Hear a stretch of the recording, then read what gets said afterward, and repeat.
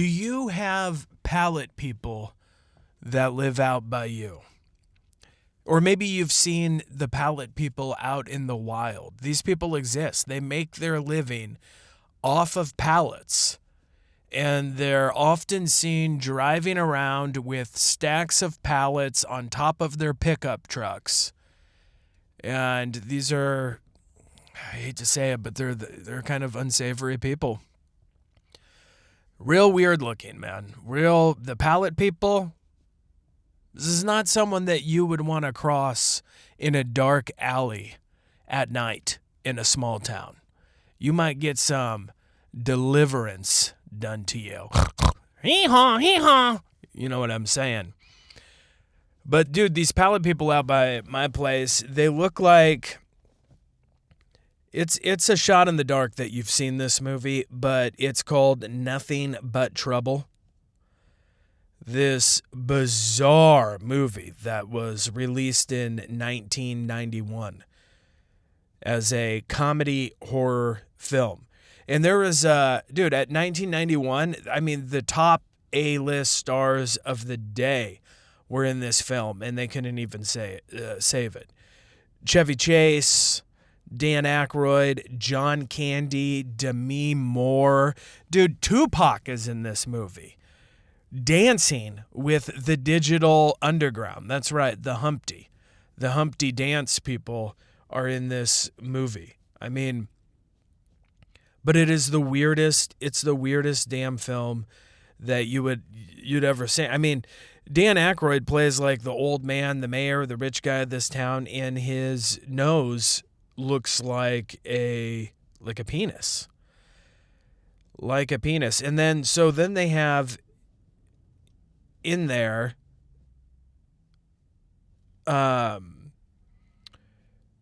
they have in there these twins, dude, and they're like the nastiest looking people ever. They're like in dirty diapers and they're deformed. And they're called Bobo and Little Devil, I guess. And yeah, they have like 4 titties, which is remarkable. I mean, that they have, because of the fat rolls underneath the tits, they have 4 titties. But anyways, the pallet people out by my house look like Bobo and Little Devil from Nothing But Trouble. Look it up. And you just don't want to be alone with these people at night. They will scare you. They will scare the soul right out of your body.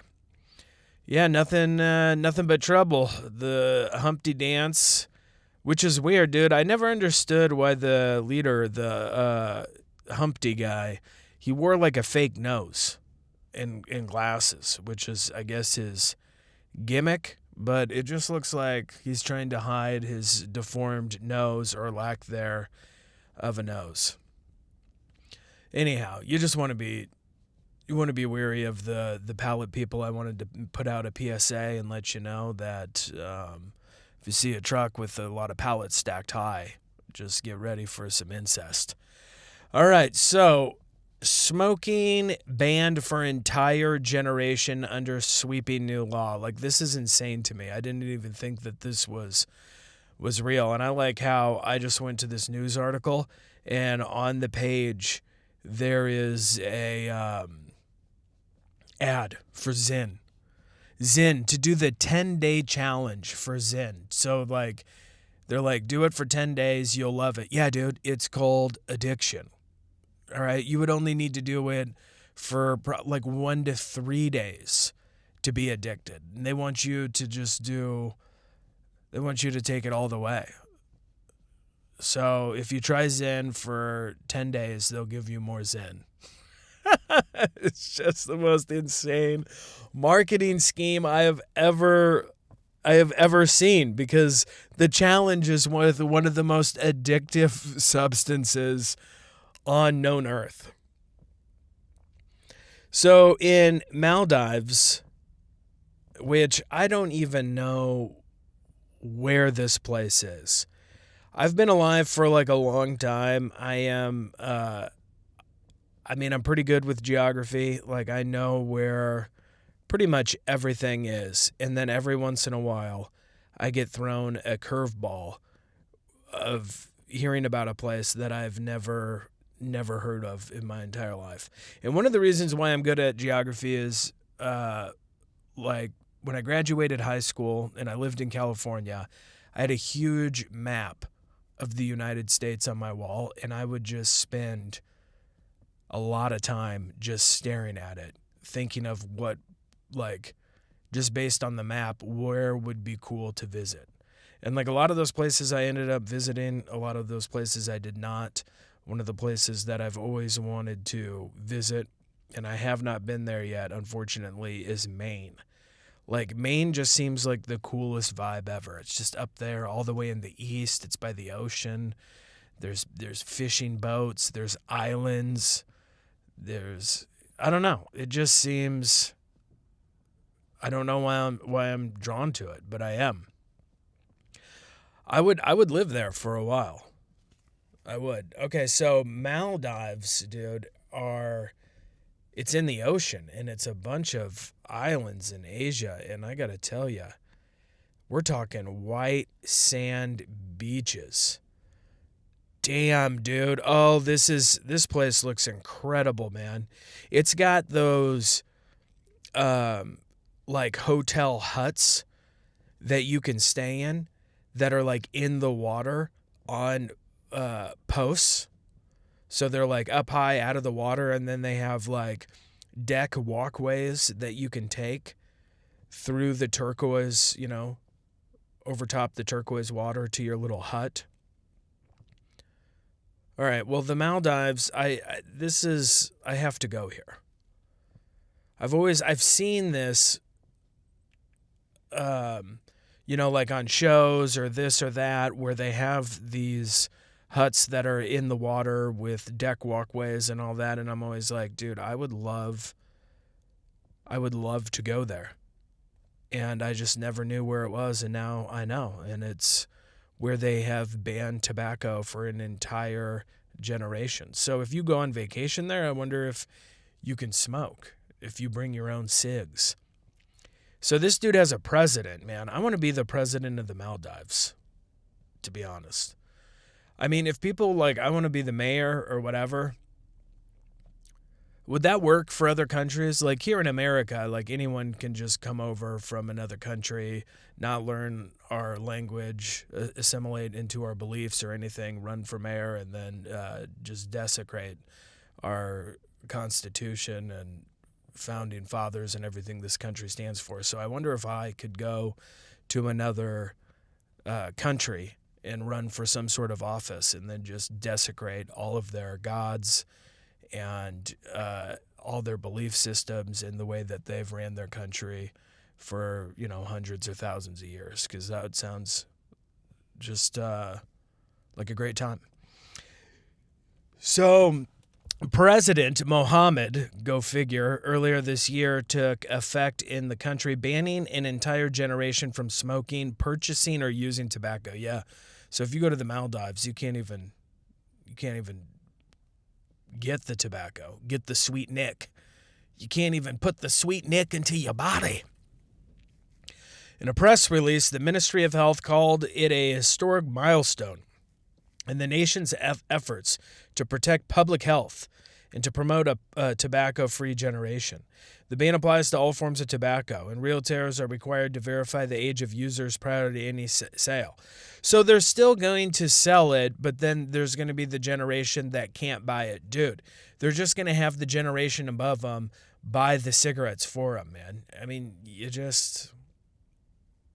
I guess when those people die off, this is a long-term plan that they're executing here. So the benefits of it won't even take place for another generations, till all the boomers and everyone else because this goes for anyone born after January 1st, 2007. So everyone prior to that has to die until we can see the actual benefits of it, because people can still get their sweet nick the sweet Nick from the people that are grandfathered in. The World Health Organization has called tobacco use an epidemic. Well, how many people are dying there? That's what I want to know. This organization said that cigarette smoking is the most common form of tobacco use worldwide, and that the Maldives is the first country to see a generation smoking ban come to fruition, although New Zealand proposed a ban that would have outlawed tobacco sales to those born after January 1st, 2009, starting in 2024.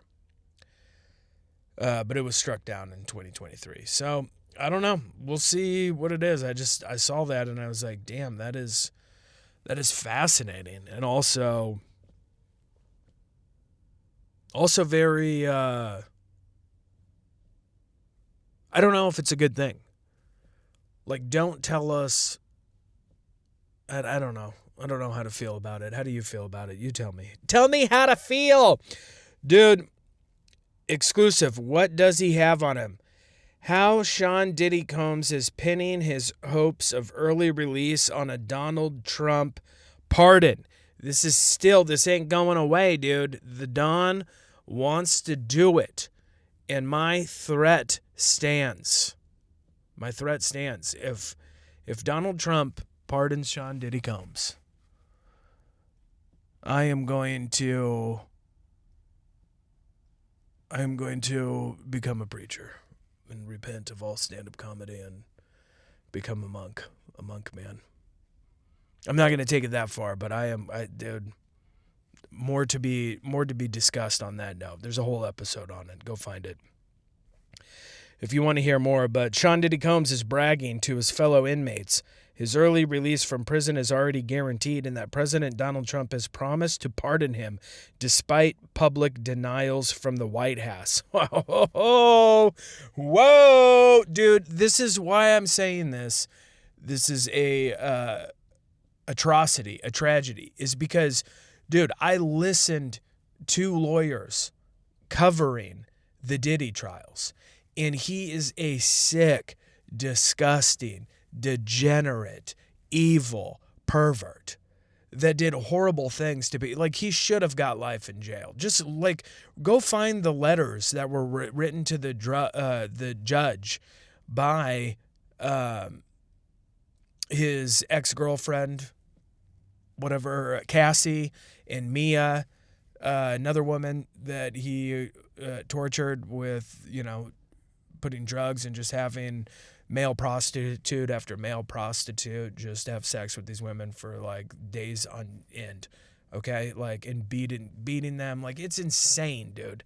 And if Donald Trump, whose entire base is Christian, who basically said that he is a Christian and that he's on a mission from God to save the world, pardons such a blatant, sexual, depraved, evil dude that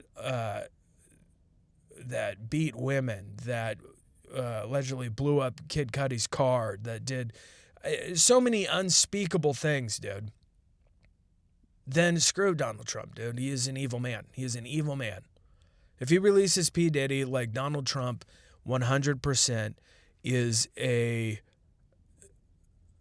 nowhere near even being a baby Christian, as some other Christians would say, which is just insane. I've just never understood people being like, oh yeah, he's a Christian. No, dude, like, look at the fruit. Look at what they bear. Look at how they behave. I mean, come on. But if he lets him out, dude, then you know that, like, his heart is as dark as P. Diddy's. Because justice, even like the short amount, like 50 months in prison, isn't even justice compared to what this dude did to human beings in their lives. And that's not even the stuff that we know about that became public. Like, who knows what deep, dark, depraved, evil shit this dude did that didn't come to light. So, yeah, Diddy's back there boasting behind bars that Trump owes him one. How? Not only that, but dude, when he was running, and I don't know if it was the second time or the first time, but you can hear the interview. Diddy sat down with Charlemagne the False God, and was saying how dangerous Trump was, how he can't get in the White House, just saying all this, like, just going against him hard. And now he's saying that Trump owes him one. Well, why would he owe him? So in his brags have sparked growing speculation, Combs, who was once in the same celebrity and political circles as Trump, may have compromising material on the president. A suggestion White House insiders have denied. A source said Diddy's been telling anyone who will listen that Trump's got his back. He's saying the deal's already done, that the paperwork is just a matter of timing. People in here are starting to ask what kind of leverage he could possibly have over a man like Trump. Another insider said, the talk inside is that Diddy knows something about Trump's past, and that's why he's so confident he will step in and grant him early release. Whether it's true or not, that's what's spreading. The fact that Trump hasn't ruled it out publicly only fuels it more. The rumors have gained traction after a White House officially recently denied reports Trump plans to pardon him. We would have gladly explained where to go. We would have gladly explained had they reached out before running their fake news. The president, non-anonymous sources, is the final decider on pardons. So yeah, so it's still circulating. It's still, the rumors are still a swirling. All right, so, dude, what is this here? Jimmy Kimmel's show abruptly canceled. What? ABC pulls the plug on the latest episode without explanation 2 months after the host was in hot water. The chaos surrounding Jimmy Kimmel Live has continued as the show was suddenly canceled at the last minute on Thursday evening. The episode was set to feature David Duchovny and some other people, and ABC has not released a statement regarding why the show was axed the 11th hour. But a media outlet claims it was due to a personal matter involving... Okay, so it's coming back on. So this is kind of like clickbait headline going on. So it was only canceled for... So, yeah, one show. Okay, yeah. They just get you to click. They get you to click every time. That would have been wild if they just canceled the whole thing, dude. That would have been wild. I mean, Trump would have just orgasmed so hard on Truth Social. It would have been insane to see. It really, I mean, I kind of wish it would have, just to see how he would have acted. And we are yeah, I don't even care about that. The planes are out of control. I don't know, dude. It is like, travel is not as fun as it used to be. And I never got the experience of traveling after high school without all the security measures at airports. Because I graduated in 2001, in the spring, obviously, because that's when folks graduate. And in the fall, in September, on the 11th, the Twin Towers exploded. So I've never got to just like go to the airport and, you know, freely walk about without having to take off my shoes and my belt and have them, you know, x-ray my body. I've never got to experience that, and it's very sad. And I never got to experience in high school, like when you were a senior, you know, like you could basically just come and go as you wanted. Like you would have certain classes off. It wasn't a big deal. There wasn't, because I saw how the seniors got to behave my freshman and sophomore year. And then Columbine happened in 99. And then all that changed. And then we had police officers, insane security measures, hall monitors, patrolling, all that. So that got Like, I was right there on the cusp.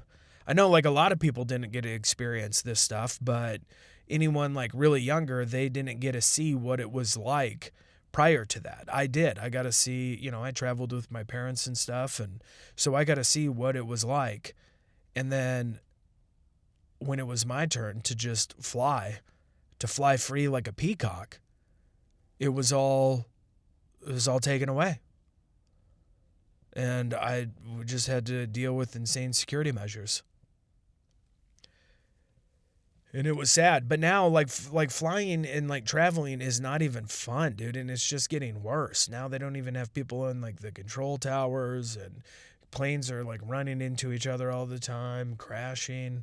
And it just sucks, dude. Like, you would think that as we progressed in technology and and everything that comes with that traveling would just get better and easier and nicer, but it's the exact opposite. It's just shittier. It's probably shittier than when it was at its, newest and most popular. I mean, think about that. Like, Catch Me If You Can with Tom Hanks and Leonardo DiCaprio. What a beautiful time to be alive, where you essentially could just forge documents and say that you're a pilot and become a pilot. And you could smuggle drugs and like cocaine in suitcases and stuff like that. Like, those are the golden eras. And they're not saying that like I wanted to forge and, become a captain and do drug things, but that just kind of freedom and the relaxed vibe of travel is just something that would have been so awesome to experience, and so awesome if we were still able to. But it's just a big dumpster fire. Gas sucks. Just travel sucks, dude. And no one can say that it doesn't. Because if you were thinking that it really doesn't, then when you travel, when you come back, that's what everyone says. How was your trip? It was good. Travel sucked. Yeah. Yeah, I did. Look at this headline. Such a joke, dude. How Newsom built an online influencer machine. No, this guy is cringe, dude. To steal the vernacular of a toddler, cringe. Him doing all like caps and trying to be like Donald Trump and say stuff. God, he's embarrassing. He's just an embarrassing, pathetic person. Built an online influencer. God, they're just forcing him down all the liberals, all the Democrats, America's throat. Like, this is your guy, just shoving him, just picking him up by his belt and by his collar on his backside and just swinging him and just ramming him down people's throats. And no one wants it. Go to TikTok. You can find a bunch of younger people than me and women talking about how like they are trying to shove Gavin Newsom down their throats, and it's not going to work. No one wants him. No one wants the California psycho. They just don't. But all right, well, that's the show for today, man. We made it through another week. It was fantastic. We're supposed to get a little bit of snow tomorrow. Temperatures are going to plummet. That always blows. It's getting dark earlier. We have the time change, which is, kind of nice to some degree, because you get to go to bed early and get rest, except not me. Not me. I have to go work on a farmhouse every single day, and luckily that's coming to an end. There's light at the end of the tunnel, and I'm going to get my life back. All right, have a great day. Be back Monday, 10 a.m.